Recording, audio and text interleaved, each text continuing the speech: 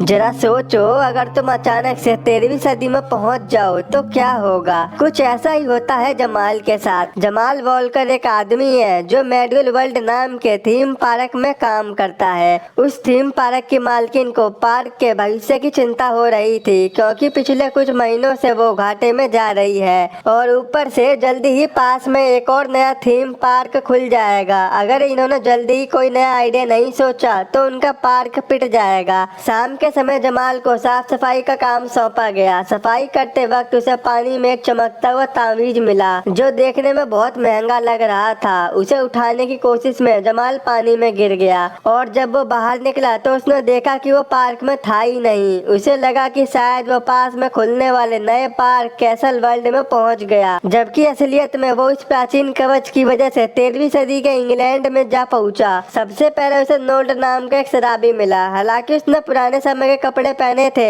पर जमाल को लगा यहाँ शायद लोग कॉस्ट्यूम पहनकर ही काम करते होंगे। वो भागता हुआ किले के पास पहुंचा। जब वो अंदर जाने लगा तो सैनिकों ने उसे रोककर पूछा कि वो कहाँ से आया है। जमाल कहता है, मैं नॉर्मंडी से आया हूँ। सैनिकों ने सोचा वो एक फ्रेंच मिनिस्टर है जो थोड़े दिनों बाद वहाँ पर आने वाला था।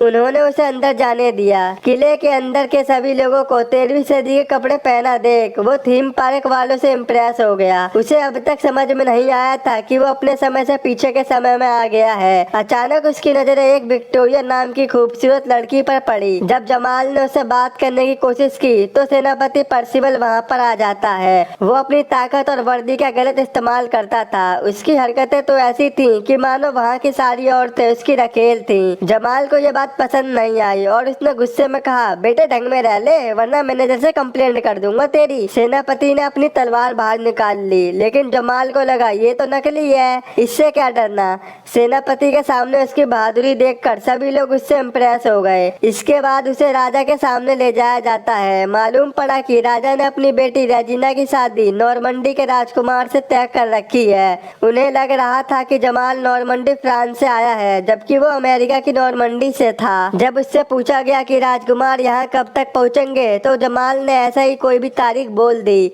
शाम को सभी लोगों के सामने एक गुनहगार का सर कलम किया जाना था। जमाल बहुत एक्साइटेड था ये सोचकर कि ये सब थीम पार्क के भाड़े के एक्टर्स हैं, लेकिन जब उसने कटे हुए सर को पकड़ा तो समझ आया कि ये सब कोई नाटक नहीं है। उसे भयानक सदमा लगा और वो बिना कुछ कहे बेहोश होकर नीचे गिर गया। जब जमाल की आंखें खुली तो उसने अपने आप को विक्टोरिया के कमरे में पाया। उसके प्राचीन तावीज को देखकर विक्टोरिया को लगा कि वो भी उसी के लोगों में से एक है। उसने जमाल को अपना तावीज दिखाया जो कि बिल्कुल हुबहू उसके ही जैसा था। उसने बताया कि इस तावीज को पहनने वाले लोग इस क्रूर राजा को गद्दी से हटाकर अपनी पुरानी रानी को सिंहासन पर बैठाना चाहते हैं, जिसे राजा ने धोखे से हासिल किया था। जमाल ने उलझन भरी आवाज में विक्टोरिया से पूछा कि डेट क्या है आज। जब उसे पता चला कि वो 13वीं सदी में पहुंच गया है तो वो पूरी तरह बौखला गया। वो अपने समय में वापस जाना चाहता था, लेकिन ये समझ में नहीं आ रहा था कि वो जाए कैसे। इसके बाद एक गार्ड वहाँ पर आया जिसने जमाल को घुड़सवारी के लिए नीचे चलने को कहा। उसे घुड़सवारी तो आती नहीं थी, तो घोड़े पर उसकी अजीबो गरीबो हरकतों को देखकर सब लोगों का खूब मनोरंजन होता है। राजा ने भी उसे देखकर खूब खिल्ली उड़ाई और उसे रात को होने वाली पार्टी में भी बुलाया।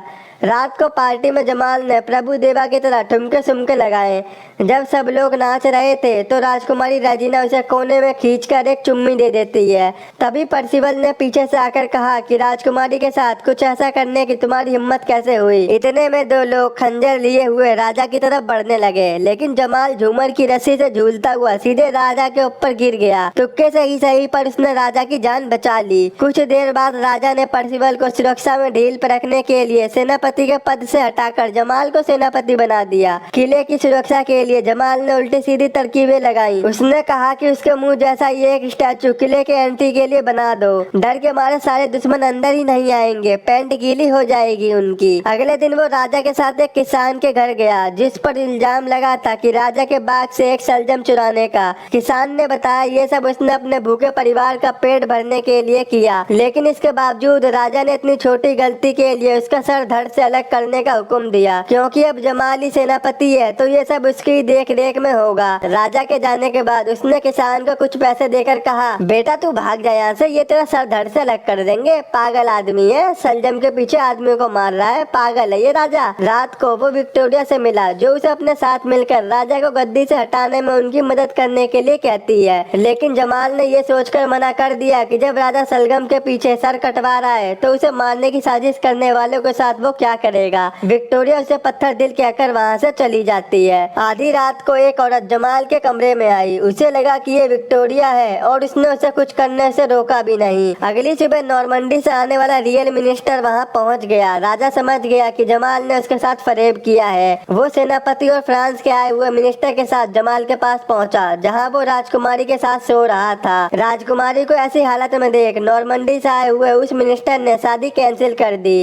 राजा ने जमाल को उसे मारने की कोशिश करने वाले दोनों अपराधियों के साथ काल कोठरी में बंद कर दिया। बातचीत के दौरान उन्होंने जमाल को लीजेंडरी ब्लैक की कहानी सुनाई, जिसमें एक खतरनाक ड्रैगन को मारकर मुंह से आग उगलने की ताकत को हासिल किया था। अगले दिन उन सभी को एक्सीक्यूशन के लिए सबके सामने लाया गया। अपनी गर्दन बचाने के लिए जमाल जोर जोर से चिल्लाने लगा कि वो भविष्य से आया हुआ एक जादूगर है और अगर उसे खरोच भी आई तो वो सबको जलाकर राख कर देगा। अपनी बात को साबित करने के लिए उसने लाइटर को जलाने की कोशिश की, लेकिन वो जला ही नहीं। जब उसका सर कटने वाला था तभी अचानक जल्लाद के गले में सेब का एक टुकड़ा फंस गया। सबको लगा कि जमाल ने उस पर कोई जादू किया है। जमाल भी हाँ में हाँ मिलाते हुए कहता है कि अगर उन्होंने उसे मारने की कोशिश की तो वो उन सबका भी यही हाल करेगा। अचानक वहाँ आग भी लग जाती है, जिससे लोगों को जमाल की शक्तियों पर पूरा भरोसा हो गया। असल में बागियों का एक दूत अपने लोगों को किले से बाहर निकालने के लिए किले के बाहर से जलते हुए तीर मार रहा था। विक्टोरिया की मदद से वो तीनों वहाँ से सही सलामत निकल गए। जमाल फिर से नोल्टी नाम के उसी शराबी से मिला। पता चला कि वो राज्य के सबसे महान योद्धाओं में से एक है, लेकिन जब राजा ने धोखे से उनकी पुरानी रानी को सिंहासन से हटाया तभी उसने नोल्टी को भी बेइज्जत करके महल से निकाल दिया, क्योंकि वो रानी के लिए वफादार था। इन सब के बाद वो शराब पीकर नशे में भंड रहने लगा, लेकिन सबको उम्मीद थी कि उसके अंदर का योद्धा अभी भी जिंदा है। बागियों के साथ समय बिताकर जमाल भी उनकी मदद करने के लिए राजी हो गया। एक दिन जंगल में जमाल ने 3 लोगों को बिना बात के नोल्टी को परेशान करते हुए देखा। जब जमाल ने उन्हें रोकना चाहा तो वो जमाल पर ही टूट पड़े। उसे अपने लिए लड़ता देख नोल्टी का खोया हुआ योद्धा जागा और उसने अकेले ही तीनों लोगों को धूल चटा दी। जब वो दोनों वापस बागियों के अड्डे पर पहुंचे तो उन्हें पता चला कि सेनापति पर्सिवल सैनिकों के साथ आकर सब कुछ बर्बाद करके चला गया, यहाँ तक कि वो विक्टोरिया को भी अपने साथ ले गया। सभी लोग हिम्मत हार चुके थे, लेकिन तभी उनकी पुरानी रानी उनके सामने आई। उसने बताया कि वो काफी टाइम से उन लोगों के बीच में रह रही है और उन्हें एक साथ मिलकर राजा के खिलाफ लड़ना होगा। अगले कुछ दिनों तक जमाल ने उन्हें ट्रेंड किया और WWE और अमेरिकन फुटबॉल के पैतरे भी सिखाए। आखिरकार हमले का दिन आ गया। नोल्टी के कहने पर बागियों ने किले पर हमला बोल दिया, लेकिन जल्द ही सैनिकों ने उन्हें हर तरफ से घेर लिया और अब वो कमजोर पड़ते दिखाई दे रहे थे। तभी वहाँ पर लीजेंडरी ब्लैक नाइट आ पहुंचा। उसे देखकर सभी सैनिक पीछे हटने लगे। वो अपने मुंह से आग फेंक रहा था। सभी को लगा अब तो उनकी जीत पक्की, लेकिन तभी वो ब्लैक नाइट अपने घोड़े से गिर पड़ा। जब उसका हेलमेट गिरा तो पता चला कि ये कोई ब्लैक नाइट नहीं है बल्कि जमाल है। न जाने कैसे, लेकिन जमाल के सिखाए गए पैतरे काम कर रहे थे। दूसरी ओर पर्सिवल ने घबराए हुए राजा को धक्का देकर किले से नीचे फेंक दिया, क्योंकि वो खुद ही राजा बनना चाहता था। उसने नोल्टी को भी तीर मार के घायल कर दिया। फिर विक्टोरिया की आवाज सुनकर जब जमाल उसे बचाने पहुंचा तो उसके और पर्सिवल के बीच लड़ाई छिड़ गई। हैरानी की बात तो ये है कि जमाल उस पर भारी पड़ रहा था और नोल्टी के सिखाए गए पैतरों से जमाल ने उसे हरा दिया। वो विक्टोरिया के बंदे हाथ खोल रहा था तो पीछे से पर्सिवल चुपके से उसकी ओर बढ़ा और इससे पहले वो जमाल पर हमला करता नोल्टी ने एक तीर को उसके शरीर के पार कर दिया। आखिर में बागियों की जीत हुई और जमाल सबका हीरो बन गया। वो समझ गया था कि उसका काम यहाँ पर पूरा हो गया है। उसने सबको अलविदा कहा और अचानक से उसकी आंख 21वीं सदी में खुली। एक नर्स ने उसे बताया कि वो एक गड्ढे में गिरकर बेहोश हो गया था, लेकिन जमाल को इस बात पर पूरा भरोसा था कि जो उसने देखा वो सपना तो था नहीं, क्योंकि अब वो मेडुअल पीरियड के बारे में सब कुछ जानता था और उसने अपने बॉस को थीम पार्क को और बेहतर बनाने के सुझाव दिए। जल्द ही इनका थीम पार्क पहले से भी ज्यादा चलने लगा। एक दिन उसे वहाँ निकोल नाम की एक लड़की मिली जो हुबहू विक्टोरिया की तरह दिखती थी। निकोल को भी वो कुछ जाना पहचाना सा लगा। वो उसे जानती भी नहीं थी, लेकिन फिर भी वो जमाल की तरफ अजीब सा खिंचाव महसूस कर रही थी और यहीं पर मूवी खत्म हो जाती।